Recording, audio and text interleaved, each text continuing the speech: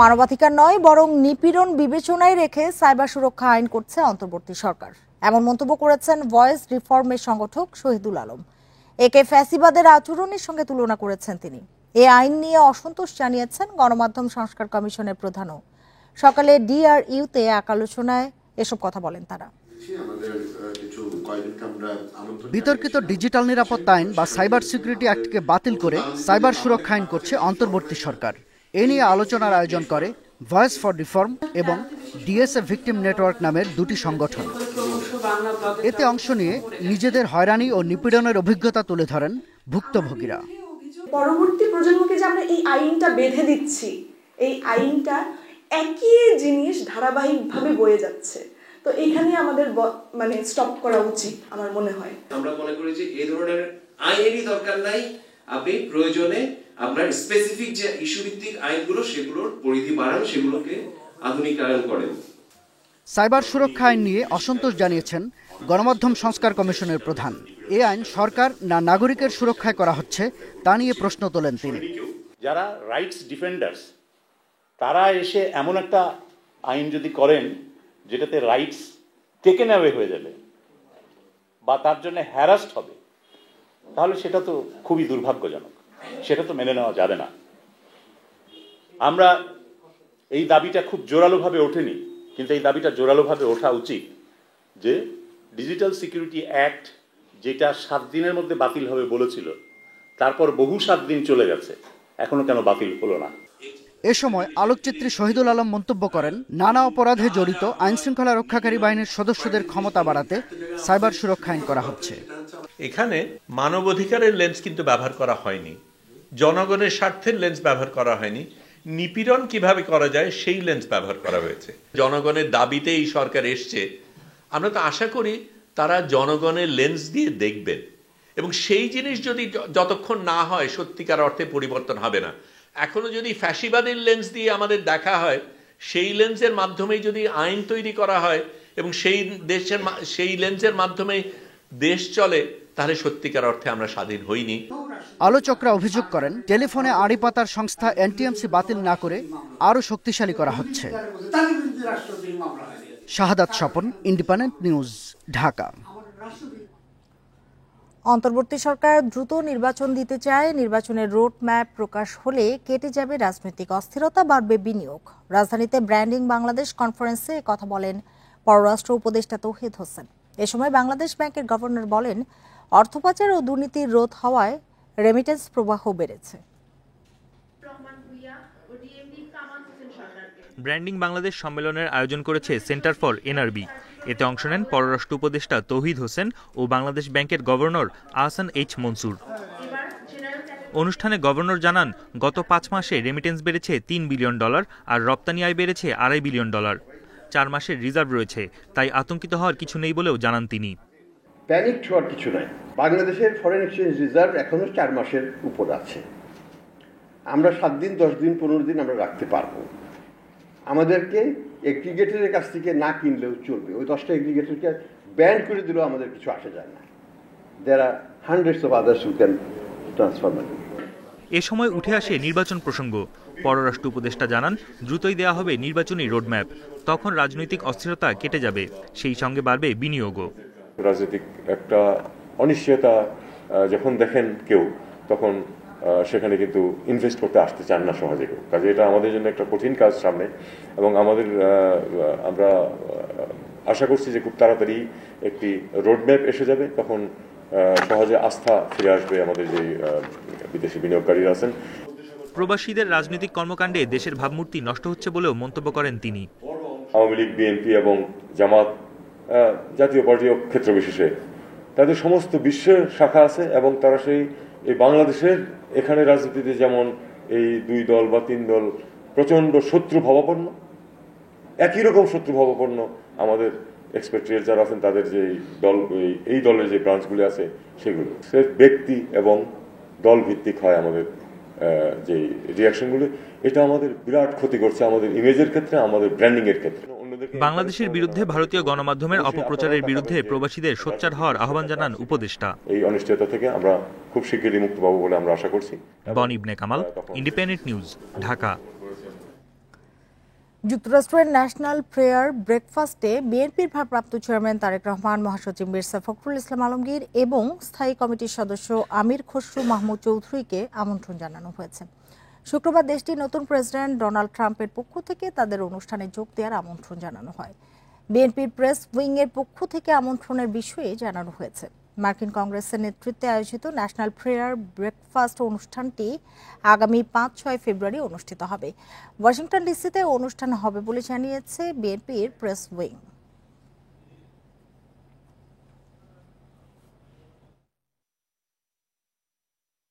বাংলাদেশ জাতীয়তাবাদী দল অবশ্যই এই সাউথ এশিয়াতে অত্যন্ত গুরুত্বপূর্ণ একটি রাজনৈতিক দল। সেই হিসেবে ওনারা আমাদের ভারপ্রাপ্ত চেয়ারম্যান জনাব তারেক রহমান সাহেব, মাননীয় মহাসচিব এবং আমাদের স্থায়ী কমিটির সদস্য আমির খসরু মাহমুদ চৌধুরীকে ইনভাইট করেছেন। দুই দেশের সম্পর্ক আরো বেশি শক্তিশালী করবে। জাতীয় ঐক্যে ফাটল ধরানোর চেষ্টা সফল হবে না বলে মন্তব্য করেছেন বিএনপির মহাসচিব মির্জা ফখরুল ইসলাম আলমগীর। শনিবার রাজধানীর সোহরাওয়ার্দী উদ্যানে এবি পার্টির প্রথম কাউন্সিলে এ মন্তব্য করেন তিনি। এ সময় অর্থনৈতিক অবস্থা ও রাজনৈতিক পরিস্থিতি উন্নয়নের উপর জোর দেন মির্জা ফখরুল।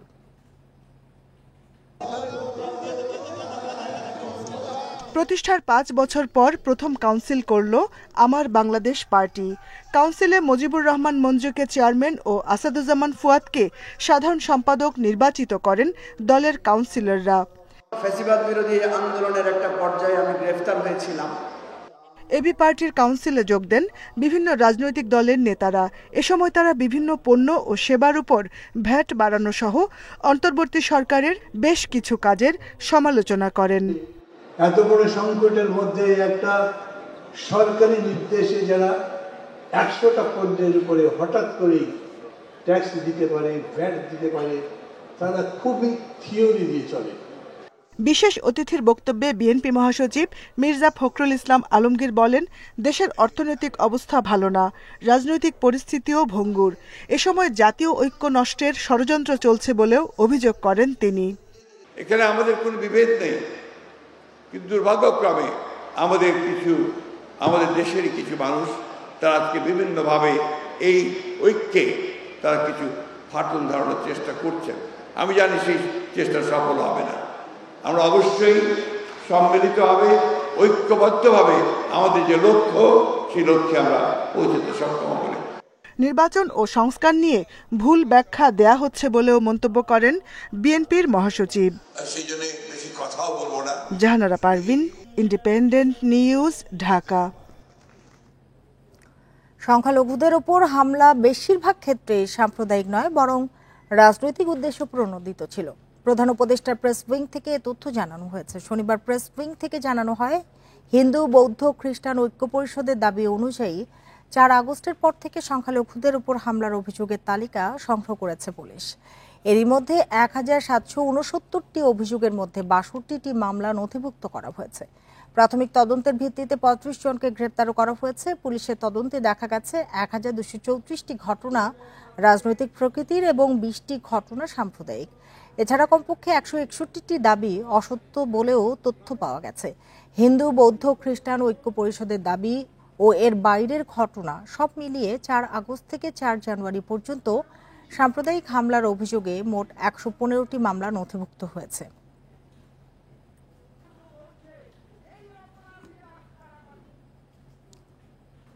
কারোর সাথে আলোচনা না করেই পণ্যের ওপর কর এবং ভ্যাট আরোপ করেছে সরকার। এটি মূল্যস্ফীতিকে উস্কে দেবে। এতে সাধারণ মানুষ আরও চাপে পড়বে বলে জানিয়েছেন ডিসিসিআই সভাপতি। এমন সময়ে গ্যাসের দাম বাড়ালে সংকট আরও বাড়বে। এসব সিদ্ধান্ত অর্থনীতির জন্য আত্মঘাতী বলে মনে করে ঢাকা চেম্বার। ফল, রেস্তোরাঁর খাবার, ইন্টারনেট সহ 100টির বেশি পণ্যের মূল্য ও সেবার উপর ভ্যাট এবং সম্পূরক শুল্ক বাড়িয়েছে সরকার। এতে সব ব্যবসায়ীরা পণ্যের দাম বাড়িয়ে দিবে, যার প্রভাব এখন থেকেই ভোক্তার উপর পড়তে শুরু করেছে বলে জানিয়েছেন ডিসিসিআই সভাপতি। শনিবার মতিঝিলে এক সংবাদ সম্মেলনে ডিসিসিআই সভাপতি আরও বলেন, স্টেক হোল্ডারদের সাথে আলোচনা না করেই কর আরোপ করা হয়েছে, ফলে মূল্যস্ফীতিতে এর নেতিবাচক প্রভাব পড়বে বলে মনে করেন তিনি। স্টেক হোল্ডারদের সাথে আলাপ না করে আপনি একদিক দিয়ে ইন্টারেস্ট রেট বেরিয়ে গেছে, আপনাদের মানি মার্কেটে ক্রাইসিস, ব্যাংকিং সেক্টরে আমাদের একটা হিউজ ডিসকমফোর্ট চলছে। সব কিছুর উপরে যদি আবার ভ্যাটের যদি এরকম একটা ইমপ্লিকেশন মিড ইয়ারে হয়ে যায়, আপনি কিভাবে ইনফ্লেশন উপর দিকে যাবে না, এটা আমাদের কিন্তু বোধগম্য নয়। এদিকে গ্যাসের দাম ৭৫ টাকা ৭২ পয়সা বা ১৫২% বৃদ্ধির প্রস্তাব করেছে পেট্রোবাংলা। এর ফলে শিল্প খাতে ব্যবসায়ীদের খরচ আরও বেড়ে যাবে বলে জানান ডিসিসিআই সভাপতি। প্রায় ১৫০% ইলেকট্রিসিটি মানে আমাদের ইন্ডাস্ট্রিয়াল গ্যাসের মূল্য বৃদ্ধির জন্য একটা রেকমেন্ডেশন গেছে। আমরা কিন্তু গত ৩ বছরে অলরেডি ২০০% প্রাইস কিন্তু অলরেডি হাইক নিয়েছি। জিনিসটা যদি বাস্তবায়ন হয়, আমরা দেখছি প্রায় ৪০০%-এর মতো দাম বৃদ্ধি পাচ্ছে ৩ বছরে। তো আমাদের ব্যবসায় তো ৪০০% প্রফিটেবিলিটি তো নেই যে আমরা এই ৪০০%টাকে কভার করব কি হিসেবে। তিনি বলেন, রাজনৈতিক অস্থিরতা ব্যবসায়ীদের আরো কঠিন অবস্থায় ফেলেছে। তাই দেশের অর্থনীতি ও রাজনীতিকে আলাদা করে সামনে এগিয়ে যাওয়ার আহ্বান জানান তিনি। Amirul Islam, Independent news, Dhaka.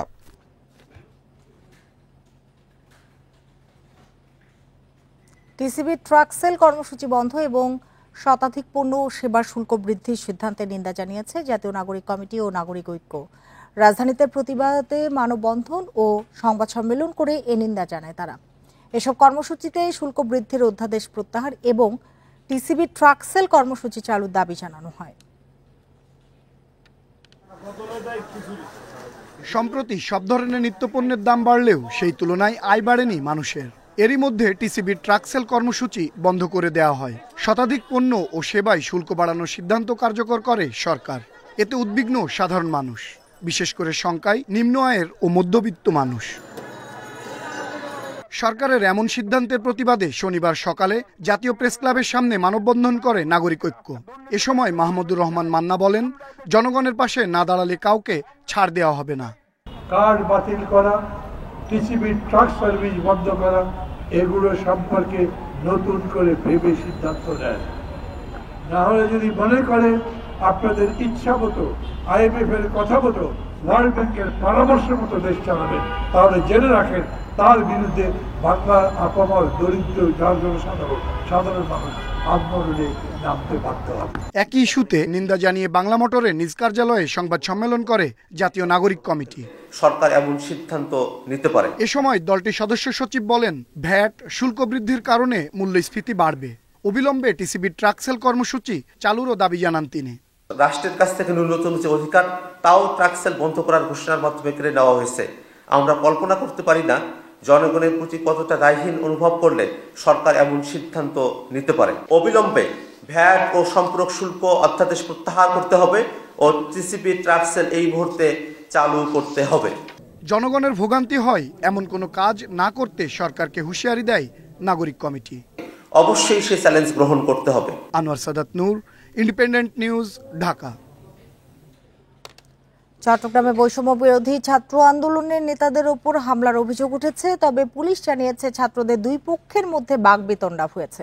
সন্ধ্যায় নগরীর দামপাড়া ওয়াসা মোড়ে ঘটনা ঘটে।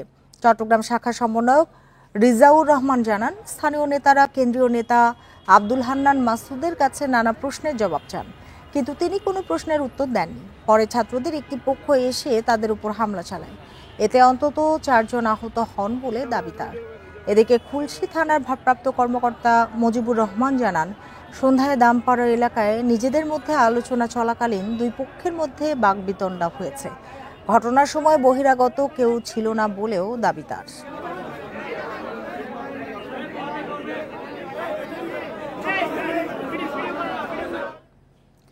রাজধানীর এলিফ্যান্ট রোডে মাল্টিপ্লান সেন্টারের সামনে হামলার ঘটনায় মানববন্ধন করেছে মালিক সমিতির সদস্যরা। বেলা 2:30টার দিকে এ মানববন্ধনে তারা উদ্বেগ ও নিন্দা জানান। এ হামলার মাধ্যমে সন্ত্রাসীরা মার্কেটের নিরাপত্তা বিঘ্নিত করতে চায় দাবি করে ব্যবসায়ীরাই এ বিষয়ে সবাইকে সজাগ থাকার আহ্বান জানান। ব্যবসায়ী নেতারা আরও বলেন, কয়েকজন চিহ্নিত সন্ত্রাসী জোর করে চাঁদা আদায় করতে দীর্ঘদিন ধরেই হুমকি ধামকি দিচ্ছিল। তাদের দাবি মেনে না নেয়ায় এই হামলা হয়ে থাকতে পারে বলে মনে করছেন ব্যবসায়ীরা। মার্কেট এলাকায় নিরাপত্তা ব্যবস্থা আরও শক্তিশালী করতে সরকারের প্রতি আহ্বান জানান নেতারা।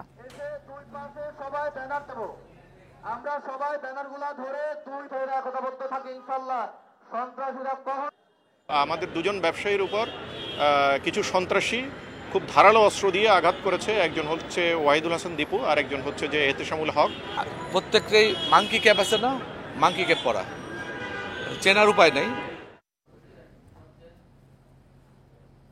পূর্ববিরোধীর জেরে চট্টগ্রাম ইপিজেডে দুটি পোশাক কারখানা শ্রমিকদের মধ্যে সংঘর্ষে আহত হয়েছে শতাধিক। পরিস্থিতি নিয়ন্ত্রণে কারখানা দুটি 3 দিনের জন্য বন্ধ ঘোষণা করা হয়েছে। ইপিজেডের সার্বিক পরিবেশ স্বাভাবিক রাখতে মোতায়েন রয়েছে যৌথ বাহিনীর সদস্যরা। সড়ক জুড়ে ইটপাটকেল, ব্যাপক ভাঙচুরের চিহ্ন ইপিজেডের জেএমএস ও মেরিমকো কারখানায়। পূর্ব বিরোধের জেরে শনিবার সকালে ইপিজেডের 6 নং সেক্টরের কারখানা দুটির শ্রমিকরা সংঘর্ষে জড়ায়। প্রায় 3 ঘন্টার সংঘর্ষে আহত হন দুপক্ষের শতাধিক। শ্রমিকরা জানান, বিভিন্ন দাবিতে বুধবার ইপিজেড এলাকার একটি ফটক আটকে বিক্ষোভ করেন জেএমএস পোশাক কারখানার শ্রমিকরা। এ সময় পাশের মেরিমকো লিমিটেডের শ্রমিকরা ওই পথে যেতে চাইলে দুপক্ষের বাকবিতণ্ডা হয়। এরই সূত্র ধরে শনিবার জিএমএস কারখানায় হামলা চালায় মেরিমকোর শ্রমিকরা। শুরু হয় সংঘর্ষ। মালিকের কাছে আমরা আমাদের দাবি চাইতেছি, কিন্তু ওরা আমাদের অফিসে ঢুইকা আমাদের উপর আমাদের বোনদেরকে মারছে। বুধবার যে তাদের সাথে একটা রেশার ইস্যু হয়েছে, ওটা রেশের জোর ধরে ওরা ওয়ার্কাররা সব একত্র হয়ে আমাদেরকে অ্যাটাক করছে। ওরা ব্যবসাকে আটকাই দিয়েছে, আমাদের সঙ্গে আন্দোলন করতে হবে। আমরা বলছি না, তোমাদের আন্দোলন তোমরা করো, আমাদের আন্দোলন আমরা করো, হয়ে গেছে, সমাপ্ত হয়ে গেছে, আমরা যেতে দাও। সংঘাত নিয়ন্ত্রণে ঘটনাস্থলে যান যৌথ বাহিনীর সদস্যরা। পরিস্থিতি বিবেচনায় মঙ্গলবার পর্যন্ত ছুটি দেয়া হয় কারখানা দুটি। দুটো গার্মেন্টস 3 দিনের ছুটি ঘোষণা করেছে। তো যেহেতু একটা টেনশন সিচুয়েশন হয়েছিল, তো 3 দিন ছুটিতে জিনিসটা একটু স্তীমিত হবে আশা করি। পিছনে কারো কোনো ইন্ধন আছে কিনা বা এগুলোর সূত্রপাত কি, এগুলো আমরা আরো ডিটেলসে গিয়ে বিস্তারিত আলাপ আলোচনা করব এবং এগুলোর সমাধান যাতে পরবর্তীতে এসব ঘটনা পুনরায় না হয়। চট্টগ্রাম ইপিজেডে দেশি বিদেশি প্রায় 100 কারখানা রয়েছে। সংঘর্ষের ঘটনায় অন্য কারখানায় যাতে শ্রমিক অসন্তোষ ছড়িয়ে না পড়ে সে বিষয়ে সতর্ক বেবজা কর্তৃপক্ষ ও আইন শৃঙ্খলা বাহিনী। Abdullah Rakib, Independent News, Chittagong. শরীয়তপুরে পদ্মা সেতু জাজিরা প্রান্তে টোল প্লাজায় দীর্ঘ যানজটের সৃষ্টি হয়েছে। টোল প্লাজার সামনের হাইওয়ে সড়কে 2 লেনের নির্মাণ কাজ চলমান থাকায় 3টি বুথে টোল আদায় বন্ধ করে দেয় সেতু কর্তৃপক্ষ। এ কারণে সড়কে যানজটের সৃষ্টি হয়েছে। এ নিয়ে আরো জানাতে শরীয়তপুর থেকে যোগ দিয়েছেন সহকর্মী সগির হোসেন। সগির, একটু বলবেন যে যানজট পরিস্থিতি এখন কি অবস্থা, আর এখন কোনো বুথ চালু রয়েছে কিনা বা টোল নেওয়া হচ্ছে কিনা কোনো বুথে? আমি যেখানটাতে রয়েছি এটা জাজিরা প্রান্তের পদ্মা সেতুর টোল প্লাজার ঠিক সামনেই। আপনারা দেখতেই পাচ্ছেন যে টোল প্লাজার পর থেকেই কিন্তু দীর্ঘ যানজটের সৃষ্টি হয়েছে। সন্ধ্যা 7টা থেকে এই যানজটের সৃষ্টি আমরা দেখেছি যে টোল প্লাজার সামনে যে হাইওয়ে সড়কটি রয়েছে, এই সড়কটি কিন্তু নির্মাণ কাজ চলমান রয়েছে। তো আমরা যতটুকু জেনেছি এই নির্মাণ কাজ রাতেই করা হয়, রাত 11টার মধ্যেই কিন্তু এই নির্মাণ কাজ শেষ হবে বলছেন তারা। তবে পদ্মা সেতু টোল প্লাজার যেই বুথগুলো রয়েছে, বিশেষ করে টোল বুথ, এই বুথে কিন্তু 3টা বুথ এখন বন্ধ রয়েছে। এটা বন্ধ থাকার কারণ এই যে নির্মাণ কাজ চলমান রয়েছে। আমরা যেটা দেখেছি পদ্মা সেতু টোল প্লাজা হয়ে একদম নাওডোবা জমাদ্দার বাড়ি পর্যন্ত কিন্তু 1 কিলোমিটার রোডে কিন্তু এই যানজট আমরা দেখেছি। বাস, ট্রাক এবং ছোট মিনি ট্রাক, তাছাড়াও আছে ব্যক্তিগত গাড়িগুলো কিন্তু যানজট হয়ে আছে। তো আমরা কর্তৃপক্ষের সাথে কথা বলেছি, তারা যেমনটা জানিয়েছেন যে এই যানজটের কারণ একটাই, শুক্র শনি যেহেতু সরকারি বন্ধ থাকে, রোববার ঢাকা গিয়ে অনেকেই অফিস ধরবে, এজন্য দক্ষিণ অঞ্চলের যে জেলাগুলো রয়েছে তারা কিন্তু আজকে ঢাকার দিকে রওনা দিচ্ছে। পাশাপাশি এই সড়কের কাজ করাও কিন্তু এই যানজটের সৃষ্টি হয়েছে বলেছে সেতু কর্তৃপক্ষ। বলছিলেন যে নির্মাণ কাজটি রাতেই করা হয়, এর আগেও কি নির্মাণ কাজ করা হয়েছিল? মানে আপনি যেটি বলতে চাচ্ছেন যে শুক্র শনি গাড়ির চাপ বেশির জন্যই কি আজকে যানজটটি তৈরি হয়েছে? আমরা যেটা শুনেছি যে মাঝে মধ্যে শুক্র শনি বন্ধ থাকায় এই যে ঢাকায় যাত্রীরা যায়, এজন্য যানজটের সৃষ্টি হয়। আজকে বেশি গাড়ির যানজট দেখা যাচ্ছে শুধু এই নির্মাণ কাজের জন্য। সবির, আপনাকে অনেক ধন্যবাদ আমাদের সাথে যোগ দেওয়ার জন্য। উত্তেজনা নিরসনে বাংলাদেশ ভারত সীমান্তে আপাতত বেড়া নির্মাণের সিদ্ধান্ত থেকে সরে এসেছে ভারত। শুক্রবার একথা জানিয়েছে ভারতীয় সীমান্তরক্ষী বাহিনী বিএসএফ। টাইমস অফ ইন্ডিয়ার প্রতিবেদনে বলা হয়েছে, সোমবার পশ্চিমবঙ্গের মালদার বৈষ্ণবনগরে কাঁটাতারের বেড়া দেওয়ার চেষ্টা চালায় বিএসএফ। এতে আপত্তি জানায় বিজিবি, তা উপেক্ষা করে মঙ্গলবার আবারও বেড়া নির্মাণের চেষ্টা করে বিএসএফ। তবে ওই দিন পতাকা বৈঠকের পর ফের নির্মাণ কাজ বন্ধ করা হয়। এরপর এটি আর শুরু হয়নি। বিএসএফ এর বেঙ্গল ফ্রন্টিয়ারের এক কর্মকর্তা জানান, অপ্রয়োজনীয় উত্তেজনা এড়াতে বেড়া নির্মাণ কাজ বন্ধ রাখা হয়েছে, তবে নির্মাণ কাজ শিগগিরই শুরু হবে। এই মুহূর্তে বাংলাদেশ ভারত সীমান্তের ওই জায়গায় কোনো উত্তেজনা নেই বলে দাবি বিএসএফ এর।